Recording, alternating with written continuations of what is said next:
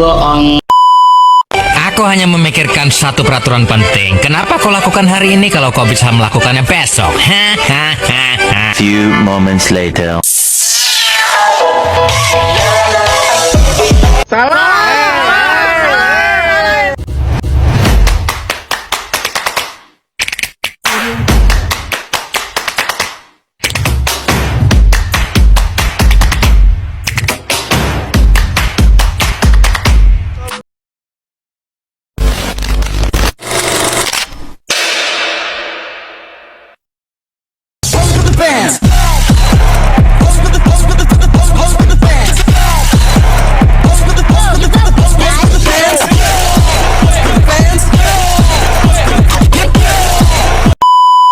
Assalamualaikum warahmatullahi wabarakatuh. Kami dari kelompok 7 ingin mempresentasikan hasil diskusi dari kelompok kami.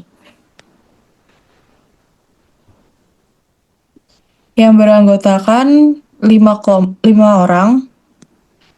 Yang pertama, Gracia Mevani Lengari.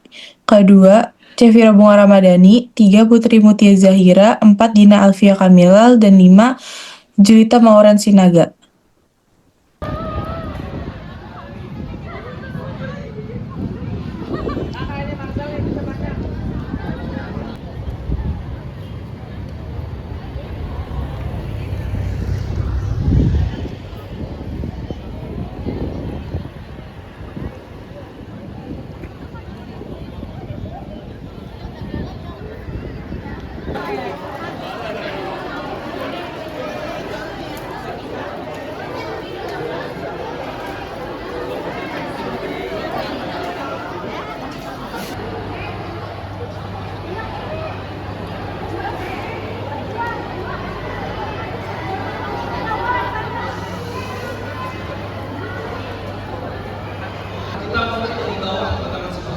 Investasi itu ada di tahap nomor ketiga, ada di sini.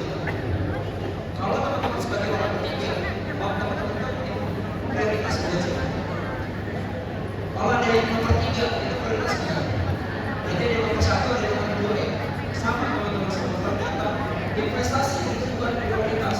Prioritas itu kita mau investasi, ada hal yang harus kita lakukan terlebih dahulu.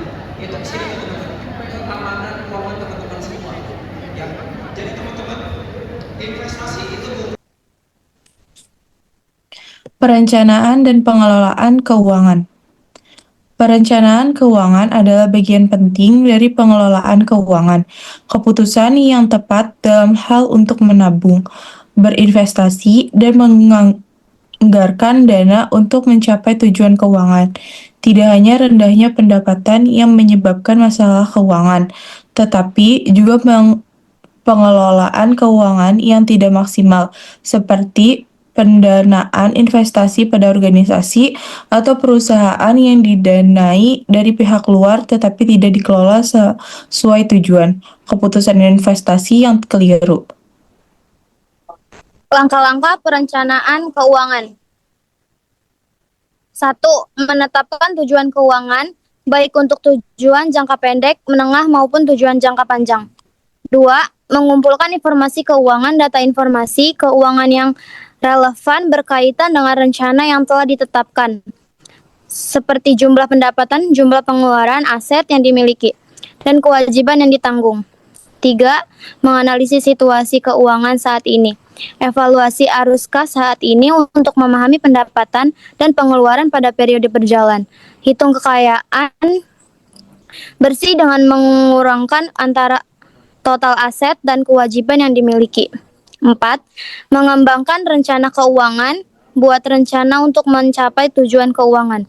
Rencana ini mencangkup rencana strategi untuk pengelolaan anggaran, tabungan, investasi, ansuran, perencanaan pajak, dan perencanaan pensiun dan lainnya.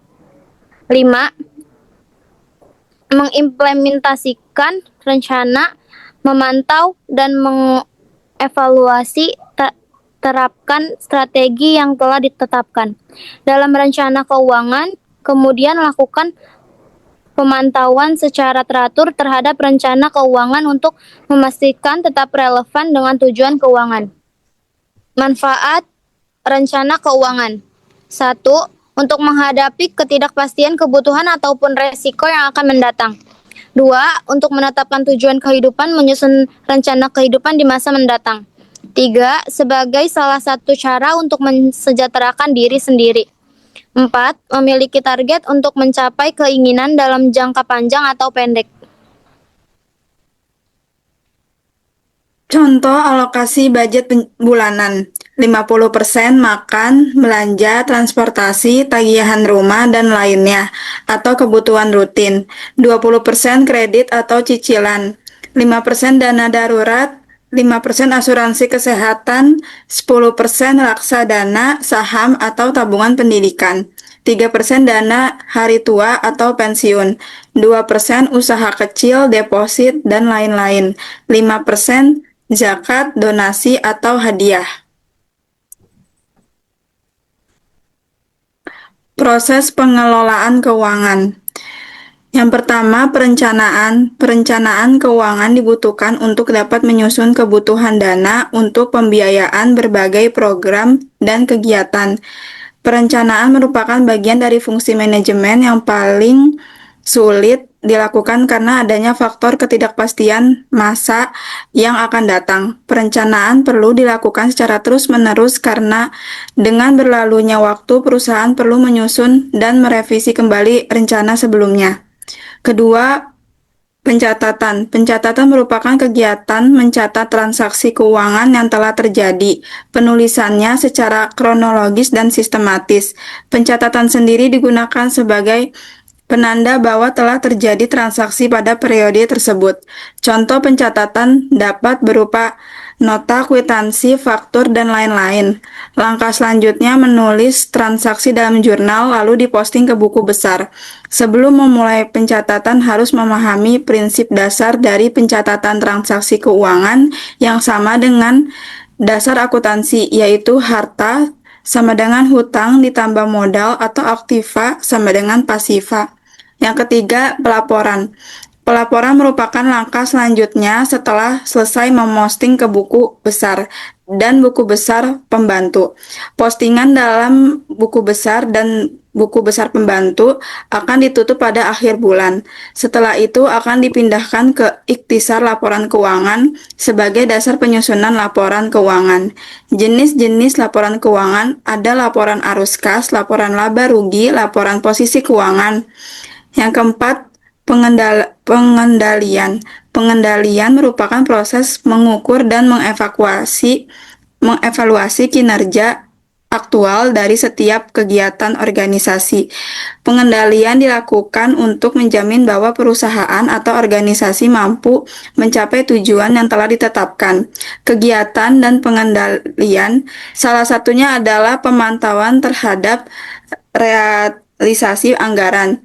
Jenis pengendalian adalah pengendalian awal, pengendalian berjalan, dan pengendalian umpan balik. Berikutnya ada pasar modal. Berdasarkan Undang-Undang Nomor 8 Tahun 1995 tentang pasar modal, sebagaimana diubah dengan Undang-Undang Nomor 4 Tahun 2023 tentang penguatan dan pengembangan sektor keuangan, dalam pasal 1 angka 12, dijelaskan bahwa pasar modal adalah bagian dari sistem keuangan yang berkaitan dengan kegiatan A. Penawaran umum dan transaksi efek, B. Pengelolaan investasi, C. Emiten dan perusahaan publik yang berkaitan dengan efek yang diterbitkannya, dan D. Lembaga dan profesi yang berkaitan dengan efek. Sementara itu, efek didefinisikan sebagai surat berharga atau kontrak investasi baik dalam bentuk konvensional dan digital atau bentuk lain, sesuai dengan perkembangannya. Teknologi yang memberikan hak kepada pemiliknya untuk secara langsung maupun tidak langsung memperoleh manfaat ekonomis dari penerbit atau dari pihak tertentu berdasarkan perjanjian dan setiap derivatif atas efek yang dapat dialihkan dan atau diperdagangkan di pasar modal. Manfaat pasar modal adalah sebagai salah satu sumber pembiayaan jangka panjang bagi perusahaan dalam pengembangan usahanya. 2. Sebagai tempat untuk penyebaran kepemilikan perusahaan kepada masyarakat. 3. Sebagai tempat investasi bagi investor yang ingin berinvestasi di aset keuangan. 4. salah satu industri yang sangat terbuka dan menjunjung tinggi profesionalisme sehingga akan mendorong terciptanya iklim usaha yang sehat, termasuk mendorongnya penerapan prinsip good corporate governance pada perusahaan. 5. Strategi untuk mempertahankan keberadaan perusahaan dari generasi ke generasi. 6. Menciptakan lapangan kerja atau profesi bagi masyarakat, baik sebagai pelaku pasar maupun investor. Terakhir, sebagai sarana peningkatan pendapatan negara dan sebagai indikator perekonomian negara. Jenis pasar modal, pasar perdana. Pasar perdana adalah pasar di mana efek-efek atau surat berharga diperdagangkan untuk pertama kalinya ke masyarakat sebelum dicatatkan ke bursa efek. Periode pasar perdana yaitu ketika saham atau efek lainnya untuk pertama kali ditawarkan sebagai investor atau pemodal oleh pihak penjamin emisi efek, underwriter, melalui perantara pedagang efek, broker-dealer yang bertindak sebagai agen penjual saham. Proses ini biasa disebut dengan penawaran umum perdana atau Initial Public Offering atau IPO. Pasar sekunder. Pasar sekunder adalah kelanjutan dari pasar perdana, pasar di mana efek yang telah dicatatkan di bursa efek penjual balikan. Pasar sekunder memberikan kesempatan kepada para investor untuk membeli atau menjual efek yang tercatat di bursa setelah terlaksanakannya penawarannya umum pada pasar perdana. Di pasar ini, transaksi pembelian dan penjualan efek sudah tidak terjadi di antara investor dengan perusahaannya, tapi antara investor yang satu dengan investor yang lain. Struktur pasar modal. Struktur ini dapat dibagi menjadi 3 tingkatan. Yang pertama ada otoritas jasa keuangan. Lalu yang kedua tingkat penyelenggaranya. Ini adalah lembaga-lembaga yang secara langsung mengoperasikan sistem dan transaksi di pasar modal, yaitu adalah bursa efek, lembaga clearing dan penjaminan, lembaga penyimpanan dan penyelesaian. Yang ketiga tingkat pelaku pasar. Ini adalah pihak-pihak yang terlibat langsung dalam kegiatan operasional pasar modal, baik sebagai penyedia jasa, investor, maupun penerbit efek. Perusahaan efek yaitu penjamin emisi, membantu emiten penerbit efek. Perantara pedagang efek melakukan jual beli efek untuk kepentingan sendiri atau nasabah. Manajer investasi, mengelola dana kolektif investor seperti reksadana. Lalu ada lembaga penunjang, Biro Administrasi Efek, melakukan pencatatan kepemilikan efek dan dividen. Bank kustodian, menyimpan dan menjaga aset efek nasabah atau investor. Wali amanat, mewakili kepentingan investor, obligasi, atau surat utang. Peringkat efek, memberikan penilaian risiko rating terhadap efek utang. Selanjutnya ada profesi penunjang, akuntansi, notaris, penilaian, dan konsultan hukum, yaitu memberikan jasa profesional yang dibutuhkan dalam proses penawaran umum dan kegiatan pasar modal. Pemodal atau investor domestik asing, yaitu pihak yang menambahkan modal, membeli efek untuk mendapatkan keuntungan. Dan yang terakhir ada eminat atau penerbit efek. Eminat perusahaan publik reksadana, pihak yang menerbitkan efek saham obligasi untuk mengumpulkan dana dari masyarakat. Iya dari kelompok kami. Wassalamualaikum warahmatullahi wabarakatuh. Terima kasih. Thank you everyone. Thank you Elmar. Boom.